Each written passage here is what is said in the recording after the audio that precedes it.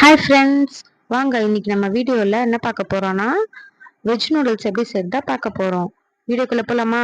First veg நூடுல்ஸை வந்து நம்ம தண்ணியில் போட்டு வேக வச்சு எடுத்துக்கணும். அதுலேயே உப்பு போட்டுக்குவாங்க. நூடுல்ஸ்க்கு மட்டும் தேவையான அளவு உப்பு போட்டு வேக வச்சு நம்ம வடித்து ஒரு கிண்ணத்தில் போட்டு வடித்து எடுத்துக்கணும். அதில் ரன்னிங் வாட்டரில் வாஷ் பண்ணிக்கோங்க.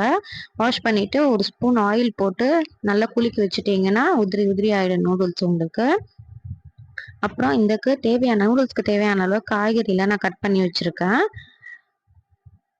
இந்த ரெசிபி பார்க்கறதுக்கு முன்னாடி நம்ம சேனலை சப்ஸ்கிரைப் பண்ணாமல் இருந்தீங்கன்னா சப்ஸ்கிரைப் பண்ணிக்கோங்க. அப்படியே இந்த வீடியோக்கு ஒரு லைக் போட்டுக்கோங்க. வாங்க வீடியோக்குள்ளே போகலாம். இப்போ குடமிளகா, இஞ்சி, பூண்டு, பீன்ஸு, கேபேஜ், கேரட் இதெல்லாமே நான் நீட்டமாக துருவி வச்சுருக்கேன். வெங்காயமும் துருவி வச்சுருக்கேன். கொத்தமல்லி கொஞ்சமாக எடுத்திருக்கேன். இன்றைக்கி என்கிட்ட வெங்காயத்தாள் இல்லை, அதனால கொத்தமல்லி எடுத்திருக்கேன். ஒரு கடாய் வச்சுட்டு அதில் நம்ம எண்ணெய் ஊற்றிக்கலாம். தேவையான அளவு எண்ணெய் ஊற்றிட்டு இஞ்சி பூண்டு ஃபஸ்ட்டு போட்டுக்கலாம். போட்டுட்டு நம்ம கட் பண்ணி வச்சுருக்க ஆனியனை போட்டுக்கலாம். ஆனியன் வந்து நீட்டாக கட் பண்ணிக்கோங்க. எல்லாமே இதில் நீட்டாக கட் பண்ணிக்கோங்க. பீன்ஸ் மட்டும் நான் குட்டியாக கட் பண்ணியிருக்கேன்.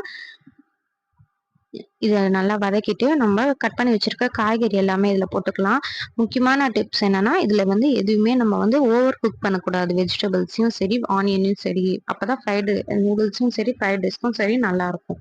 இப்போ எல்லா காயும் போட்டுடலாம். கேரட், பீன்ஸ், குடமிளகா, கேபேஜ் போட்டு நம்ம நல்லா வதக்கிக்கலாம்.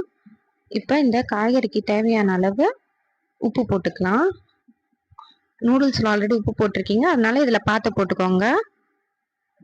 தேவையான அளவு உப்பு மட்டும் போட்டுட்டு வதக்கிக்கோங்க. இந்த அளவு வதங்கினா போதும். இப்போதான் கொஞ்சம் கிரன்ச்சியாக இருக்கும் நூடுல்ஸ் சாப்பிடும்போது.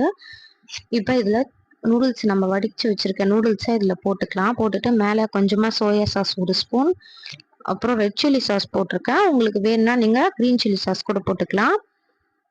டொமேட்டோ கெச்சப் கொஞ்சமாக போட்டிருக்கேன். மிளகுத்தூள் தேவையான அளவு போட்டிருக்கேன்.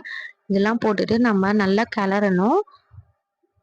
இப்போ டொமேட்டோ கெச்சப் வந்து கொஞ்சம் கம்மியாக போட்டுக்கோங்க. ஏன்னா சோயா சாஸ் வர போடுறீங்க, அதனால டொமேட்டோ கெச்சப்பை கொஞ்சம் கம்மியாக போட்டுக்கோங்க. இப்போ இதை நல்லா 2 கரண்டி வச்சு கிளறிக்கோங்க. அப்போ தான் நல்லா உங்களுக்கு உதிரி உதிரியாக வரும். நூடுல்ஸு எடுத்து சாப்பிடும்போதும் நல்லாயிருக்கும்.